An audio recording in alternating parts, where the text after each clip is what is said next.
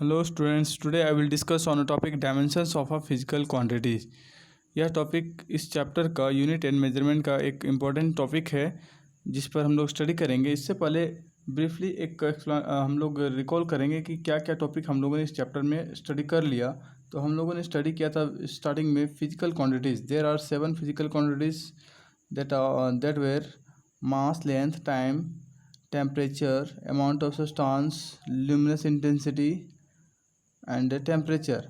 और उसके बाद हम लोगों ने स्टडी किया डेराइव्ड क्वांटिटीज़। तो डेराइव्ड क्वांटिटीज़ क्या होते हैं, जो इन 7 क्वांटिटीज़ को मिलाकर या इन 7 क्वांटिटीज़ को सिंपली मल्टीप्लाई या डिवाइड करके कुछ और नया फिजिकल क्वांटिटीज़ हमें प्राप्त होता है। That are called derived quantities, या हम कह सकते हैं derived quantities depend on fundamental quantities, और कह सकते हैं fundamental quantity is independent of other fundamental quantities और अदर डेराइव्ड क्वांटिटीज़। यह पूरी तरह से इंडिपेंडेंट होता है। और फंडामेंटल क्वांटिटीज़ का जो कॉरस्पॉन्डिंग यूनिट होता है that are called fundamental units, and derived quantities का जो कॉरस्पॉन्डिंग यूनिट होता है that are called derived units. तो थोड़ा सा ब्रीफली मैं आपको बता दूं कि फंडामेंटल क्वांटिटीज़ क्या है। मास का फंडामेंटल यूनिट क्या होता है, KG. Length metre, time unit second, temperature unit kelvin, luminous intensity unit SI unit, I am talking about SI unit, that is candela, amount of substance that is mole, and electric current ampere. तो ये इसके physical quantities और इसका corresponding units हुए। और derived unit में हम लोग क्या बात करते हैं, डेराइव्ड फिजिकल क्वांटिटीज़ होते हैं। Derived physical quantities which depends on fundamental quantities. जैसे अगर हम बात करें हियर न्यूटन इज़ अ ऐसा यूनिट ऑफ फोर्स। या न्यूटन कैसे बना है, तो आप याद करिए फोर्स का फॉर्मूला क्या होता है, that is equal to mass into acceleration. और मास का यूनिट क्या होता है, दैट इज केजी। एक्सेलरेशन का क्या होता है, मीटर पर सेकेंड स्क्वायर। यहाँ पर आप देख पा रहे हैं KG is a fundamental unit, metre is a fundamental unit, second is a fundamental unit.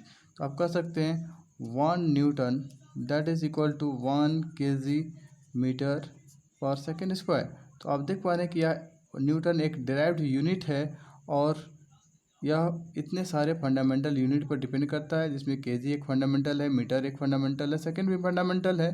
तो इस तरह से हम कह सकते हैं कि how derived units, this is a derived unit which depends on fundamental units. चलिए आगे हम लोग बढ़ते हैं। और इसके बाद हम लोगों ने स्टडी किया practical unit of mass, practical unit of length, time, and हम लोगों ने कुछ टेक्निक का स्टडी किया जिसका हमने यूज किया। How the large distances are measured, what are the different units which are use to measure large distances. हम लोगों ने पैरेलैक्स मेथड्स पढ़ा। ओलिक एसिड का साइज, ओलिक एसिड के मॉलिक्यूल का साइज को कैसे स्टडी किया जाए, ये हम लोगों ने स्टडी किया। और अब हम लोग को स्टडी करना है dimension of a physical quantities, जो इसका सेकेंड पार्ट होगा। आपको अब कुछ एक नया चीज़ दिखाई पड़ेगा और इसको हम लोग स्टडी करते हैं। तो सबसे पहले काफ़ी आसान है यह टॉपिक, तो आपको थोड़ा सा याद रखना होगा कि जो हमारे पास 7 फंडामेंटल क्वांटिटीज़ थे उनका कॉरस्पॉन्डिंग डायमेंशंस को हम लोग किस ढंग से लिखते हैं। पहले आपको ये लर्न कर लेना होगा कि मास को m, और इसे आप ब्रैकेट में रखेंगे स्क्वायर ब्रैकेट में, लेंथ के लिए l, टाइम के लिए t, इलेक्ट्रिक करंट के लिए कैपिटल A, टेम्परेचर के लिए कैपिटल K, ल्यूमिनस इंटेंसिटी के लिए CD, अमाउंट ऑफ सब्सटेंस के लिए मोल। तो ये आपको मेमोराइज कर लेना है कि इस तरह से हम लोग फंडामेंटल क्वांटिटीज़ के डायमेंशन को लिखते हैं। और अब है कि फंडामेंटल क्वांटिटीज़ का क्या फ़ायदा है, ये सबसे बड़ी बात है। Sorry, dimensions of a physical quantities से हमें क्या फ़ायदा है। तो यहाँ पर सीधी सी बात है, जैसे आपको अगर कहा दिया जाए 1 न्यूटन, तो आपको शायद उतना समझ में नहीं आएगा कि यह कौन सा फंडामेंटल क्वांटिटीज़ पर डिपेंड कर रहा है। लेकिन जब आप डायमेंशन को स्टडी कर लेंगे तो आप किसी भी डेराइव्ड क्वांटिटीज़ को लिखिए तो आपको स्पष्ट वहाँ दिखाई पड़ेगा कि वह जो डेराइव्ड क्वांटिटीज़ है उसमें से यह 7 में से कोई 2, 3 या फिर 7 या फिर any 2, 3, 4 out of this 7 quantities का यूज है वो आपको करेक्टली नज़र आएगा। आप देख करके बता सकते हैं कि कौन कौन सा फंडामेंटल क्वांटिटीज़ का इस डेराइव्ड क्वांटिटीज़ में यूज़ हुआ है, ठीक है ना। तो इस तरह से हमें हेल्प करता है। इसके अलावा भी और भी कई सारे यूजेस हैं, कई सारे डेरिवेशन में इस कॉन्सेप्ट का यूज होता है। तो हम लोग आज समझते हैं कि कैसे डायमेंशन को लिखा जाता है, स्टडी किया जाता है। तो लेट अस स्टार्ट। आज हम लोग बात करेंगे, चलिए हम लोग लिखना सीखते हैं कि सपोज आपको बोला जाए, वेरी एकदम बेसिकली मैं स्टार्ट करता हूँ। अगर आपको बोला जाए कि आप किसी एरिया का फंडामेंटल क्वांटिटीज लिखिए, एरिया का क्या होता है, तो देखिए दो तरीका है। या तो आप किसी फिजिकल क्वांटिटीज़ का एक्सप्रेशन, जिसको आप फार्मूला कहते हैं, वो या आपको याद रहे, और अगर वो नहीं याद रहे तो कम से कम उसका यूनिट ज़रूर याद रखिए। तो दोनों तरीके से आप इसके डायमेंशन को लिख सकते हैं। तो एरिया का क्या होता है, अगर यूनिट की बात किया जाए तो मीटर स्क्वायर, और एरिया का तो आप कुछ भी एरिया लीजिए, आप रेक्टेंगल लीजिए, स्क्वायर लीजिए, इवन आप सर्कल लीजिए, स्फेयर लीजिए, कुछ भी आप लेंगे। तो इस एरिया का डायमेंशन लिखने के लिए हम लोग दो तरीका हमने जैसा बताया, या तो इसके आप एक्सप्रेशन को लिखिए। तो सपोज यह जो एरिया है, मान लिया जाए कि यह रेक्टेंगल है, तो फॉर्मूला आप जानते हैं, लेंथ इनटू ब्रेथ। अब आपको मैंने बताया लेंथ के लिए क्या होता है डायमेंशन, दिस इज़ एल, और base length into breadth, sorry this is breadth. तो ब्रेथ क्या होता है, जैसे आप यहाँ पर आप देख पा रहे हैं, इस नोटबुक को देखिए, इसका यह लेंथ हुआ और यह ब्रेथ हुआ। लेकिन हम लोग एक जनरल भाषा में बात करेंगे कि अगर अब बोला जाए इसका लेंथ क्या है, तो suppose this is 10 metre, sorry 10 centimetre, यह लेंथ क्या है तो 5 सेंटीमीटर। तो दोनों तो लेंथ ही है ना, इसके कंपेयर में इसे हम लोग ब्रेथ करते हैं, बट बोथ आर लेंथ। तो दोनों का जो यूनिट होगा वह मीटर होगा, और दोनों का जो डायमेंशन होगा वह लेंथ होगा। सो लेंथ इनटू लेंथ क्या हो गया, एल स्क्वायर, और इस पर आप एक ब्रैकेट डाल देंगे। तो यह हो गया इसका डायमेंशन। उसके बाद नेक्स्ट हम लोग और प्रैक्टिस करते हैं वॉल्यूम। अगर आपको पूछा जाए what is the dimension of a volume, तब क्या करेंगे, वॉल्यूम का किसी भी का फॉर्मूला लीजिए, या फिर आपको अगर मालूम है कि unit of volume is metre cube, तो आप क्या करेंगे, मीटर क्यूब, मीटर किसका यूनिट होता है, तो लेंथ का, और लेंथ का डायमेंशन क्या है, एल। आपको एल नहीं लिखना है, मीटर क्यूब का यूज़ करना है ना, तो metre cube that is L to the power 3, और यह इसका डायमेंशन हो गया। साथ साथ देखिए क्या है कि अक्सर आपको बुक्स में लिखा हुआ मिलेगा, इस पर आपको लिखा हुआ मिल जाएगा am naught L square T not. तो आप देख पा रहे हैं किसी का पावर 0 होता है, इसका मतलब वह 1 है, टी का पावर 0 इसका मतलब वह 1 है। और जनरली क्या होता है कि किसी फिजिकल क्वांटिटीज़ को एम एल टी डायमेंशन पर मोस्टली इंडिकेट किया जाता है। आप दिखा सकते हैं, नहीं दिखाते हैं तब भी this is also correct, this is also correct. Otherwise you can write M not L3 and T not, दोनों तरीका है, both are correct. Next is, अब हम लोग आगे बढ़ते हैं, किसी डिराइव्ड क्वांटिटीज़ पर पहुंचते हैं। यहाँ पर एरिया, ये चलिए तो दोनों डिराइव्ड है, ये सारे फंडामेंटल्स हैं, और कुछ बड़े फिजिकल क्वांटिटीज़ का यूज करते हैं जो आप ऑलरेडी स्टडी किए हैं नीचे क्लासेस में। चलिए एक्सेलरेशन,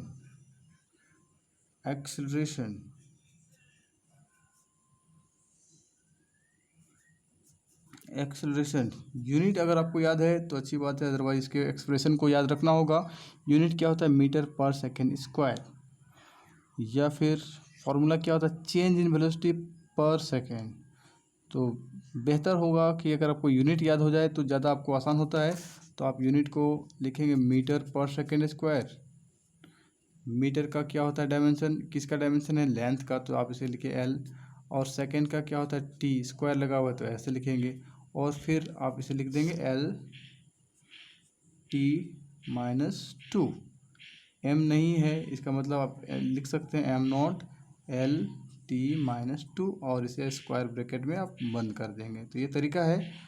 चलिए आगे बढ़ते हैं, और दो चार प्रैक्टिस हम लोग कर लेते हैं, फिर आप बुक में जो भी आपको मिलेगा एक्सप्रेशन, उसके फॉर्मूला एक्सप्रेशन या यूनिट का यूज करेंगे, और आप ज़्यादा से ज़्यादा प्रैक्टिस कर लेंगे। चलिए नेक्स्ट है the next formula, that is work, चलिए, सभी लोग को मालूम है what is the unit of work, that is joule. अगर आपको बता दिया जूल तो आपको समझ में नहीं आएगा, क्योंकि जूल एक डिराइव्ड यूनिट है। डायरेक्टली आपको नहीं पता कि जूल में कौन कौन सा फंडामेंटल क्वांटिटी का यूज हुआ है। मैंने कहा कि वैसा ही ऐसा यूनिट का आप डायरेक्टली यूज कर सकते हैं डायमेंशनल फार्मूला लिखने में, जिसका जिस क्वांटिटीज़ का यूनिट में फंडामेंटल यूनिट्स का यूज़ हो। अगर वहाँ पर डेराइव्ड यूनिट बना हुआ है, जैसे वर्क का यूनिट होता है जूल, तो आपको थोड़ा दिक्कत होगा।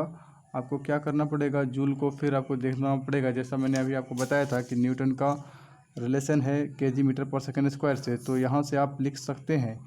जैसे अगर बोला जाए कि आप न्यूटन का लिखिए डायमेंशनल फार्मूला, तो क्या लिखेंगे, केजी का क्या होता है, केजी किसका यूनिट है, मास का। और मास का सिंबल क्या होता है, एम। और ये एम क्या है, मीटर। मीटर किसका है, लेंथ का, तो इसे आप लिखेंगे एल।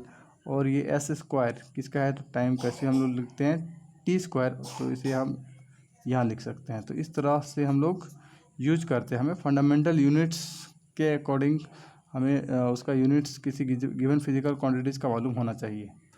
चलिए, अभी है कि वर्क का, अगर आपको ऐसा है, क्योंकि मैंने आपको दो तरीका बताया है, या तो इसके एक्सप्रेशन को समझ लीजिए या फिर इसके यूनिट को, जहाँ आपको समझ में आ जाए। Force into displacement. अब है फोर्स का क्या होता है फॉर्मूला, और ज़्यादा से ज़्यादा ब्रेक करिए ताकि इसके फंडामेंटल फॉर्म में आप पहुंच जाएं।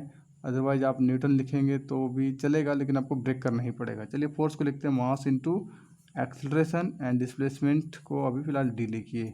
मास आपको मालूम है कि एक फंडामेंटल क्वांटिटी है, और एक्सेलरेशन फंडामेंटल नहीं, इसको भी आप ब्रेक करिए। एक्सेलरेशन को क्या लिखेंगे आप, चेंज इन वेलोसिटी।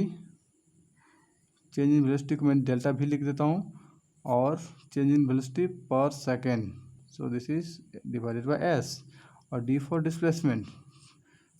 अब है यहाँ पर आप देख पा रहे हैं वेलोसिटी भी फिलहाल फंडामेंटल नहीं है, उसे फंडामेंटल में कन्वर्ट करना होगा। वेलोसिटी का क्या होता है, मीटर पर सेकेंड यूनिट, ऐसा यूनिट। या फिर अगर आप फॉर्मूले की बात समझना चाहते हैं तो डिस्प्लेसमेंट पर second, displacement per unit time, that is velocity.